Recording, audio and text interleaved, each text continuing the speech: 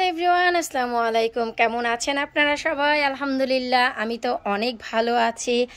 আজকের ভিডিওটি আপনাদের সাথে শেয়ার করতে যাচ্ছি, আর তা হচ্ছে ধুন্দুল গাছ। সারা উইন্টার ভরে, শীত ভরে আমার ঘরের কনজারভেটরিতে আপনারা সবাই ধুন্দুল গাছ দেখেছিলেন। অনেক ছোট ছোট আমি চারা বানিয়েছিলাম, তো সবাই জানতে চাচ্ছিলেন যে সেই ধুন্দুল গাছ মরে গেছে না কি অবস্থায় আছে। আসলে এত গাছ, এত কিছু মেনটেন করতে গিয়ে সব কিছুর ভিডিও কেন যেন করতে পারি না, করা হয় না। এই সেই আমার ধুন্দুল গাছ, যা জায়গা পেয়েছে হচ্ছে আমার কনজারভেটরি রয়েছে যেখানে, এবং কনজারভেটরির পাশে যেখানে আমি করলা গাছের স্থানান্তর করেছি, আর যেখানে আমার কচু গাছের একটি পট আছে, পালং শাকের ক্ষেত রয়েছে। এই যে সব পালং শাকের ক্ষেত থেকে তুলে ফেলেছি, খুশির ঠেলায় সব তুলেছি, যে কেন ছিঁড়ে ছিঁড়ে খাবো। এত বীজ দেশ থেকে নিয়ে এসেছি, তুলে খেয়েছি, আবার নতুন করে বীজ দিয়েছি। ওইখানে আবার নতুন করে ধনিয়ার ফলন হচ্ছে। তো এখানেই আমি যেখানে আলু গাছ রেখেছিলাম, আলু গাছটি পেছনের দিকে দিয়ে বড় একটি পটে আমি এই যে দেখুন ধুন্দুলের গাছ লাগিয়েছি। একটু দূর থেকে দেখাচ্ছি যেন আপনারা বুঝতে পারেন যে আমি কোন জায়গায় লাগিয়েছি। যে কর্নারে আমার একটি বৃষ্টির পানির ট্যাঙ্ক রয়েছে, আর এই যে দেখুন অনেক উঁচু করে আমি মাচা দিয়েছি, কারণ ধুন্দুল গাছ কিন্তু লতালো গাছ, অনেক বড় সড়ো হয়। তো এই যে আমি একটু ধীরে ধীরে সামনের দিকে যাচ্ছি, আর এই যে দেখুন মাচাটি কিন্তু আমি নিজেই দিয়েছি, অনেক মোটা কাঠ গুট সব কিছু নিয়ে এসে। এই যে তো মাচাটি, ইনশাল্লাহ এই মাচায় ইচ্ছে আছে তো অবশ্যই ধুন্দুল গাছ হবে। তো যেই ছোট ছোট গাছগুলো দেখেছিলেন, এখানে মোট 6টি গাছ রয়েছে। 6টি না, 1 2 3 1 2 3 4 5 6 7, 7টি। হ্যাঁ, 7টি গাছ ঘরে ছিল, তো 7টি গাছে আমি একটি পটে দিয়েছি। তো এখানে দেওয়ার পর আমি যে জিনিসটি নোটিস করলাম, এই যে পাতার ভিতর অনেকটাই ফাঙ্গাল চলে এসেছে, কারণ সামার টাইম। এই যে দেখুন কিছুটা, এই যে একটু দেখার চেষ্টা করুন, এই যে ধুলছে, তো আমি তাও চেষ্টা করছি। এই যে দেখুন এখানে কিন্তু একটি মাকড়সার নেট এই যে বাসা বেঁধেছে, এই যে দেখুন।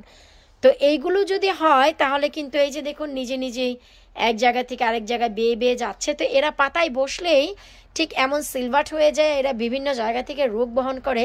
তো এখানে এখনো পর্যন্ত বাক্কিলার দেওয়া হয়নি, কারণ এত গাছ আমি সব আগে সর্ট আউট করছি, ঘর থেকে আগে বাহিরে নিয়ে এসে। এখনো পর্যন্ত আমার কনজারভেটরির ভেতরে অনেক গাছ রয়েছে, আশা করি আপনারা দেখতেই পাচ্ছেন। তো যেহেতু আমি সব গাছ এখনো আনিনি, তাই সব কনসেন্ট্রেট দিতে পারছি না। তারপরেও আলহামদুলিল্লাহ গাছ আমি সেটেল করার পর এখানে আমি যে কাজ করেছি, নিচের দিকে যত পাতা টাতা ছিল বা আরও যে শাখা প্রশাখা বের হচ্ছিল সেগুলো কেটে দিয়েছি, যেন অনেক হাওয়া বাতাস যায়। এতে করে যে সুবিধা হয় যে গাছ খুব দ্রুত হারে বাড়ে।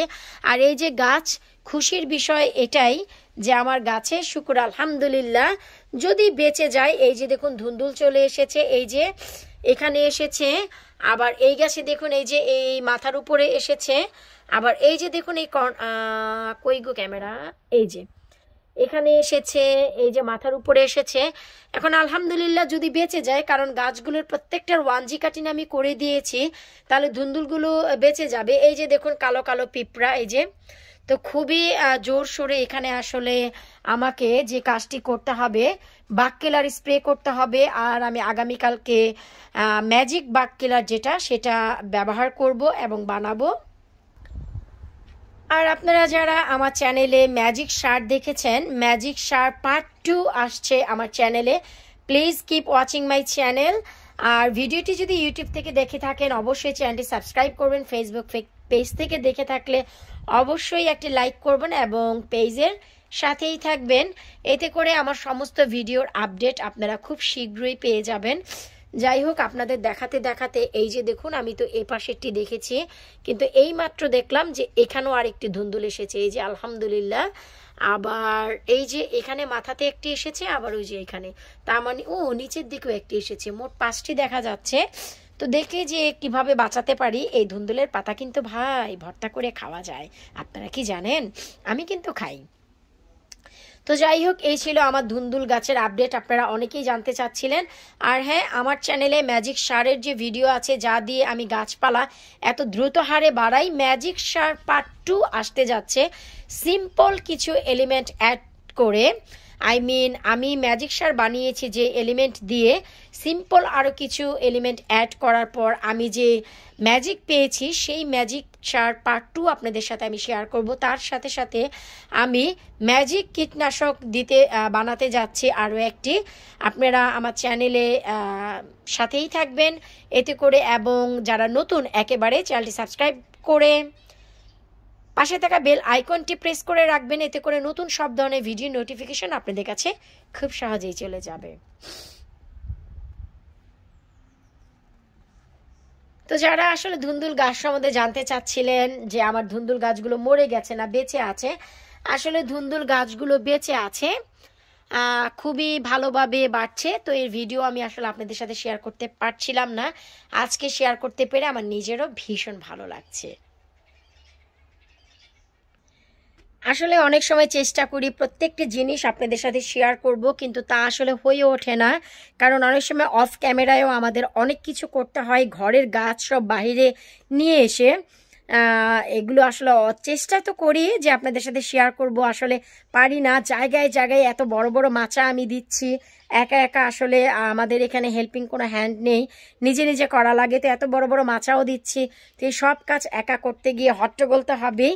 তারপরে এখন থেকে চেষ্টা করব, সামার যেহেতু চলে এসেছে, গার্ডেনে আমার প্রায় 80% গাছও চলে এসেছে, তো এখন থেকে চেষ্টা করব আপনাদের সাথে প্রত্যেকটি টিপস এবং ট্রিক শেয়ার করতে, যারা একেবারেই নতুন গার্ডেনার, যেন আপনারা উপকৃত হন এবং ফুলে ফলে আপনাদের গার্ডেনটিও ভরে তুলতে পারেন এবছর, এবং এবছর শিখে আগামীবার আরও বেশি উন্নয়ন যেন করতে পারেন।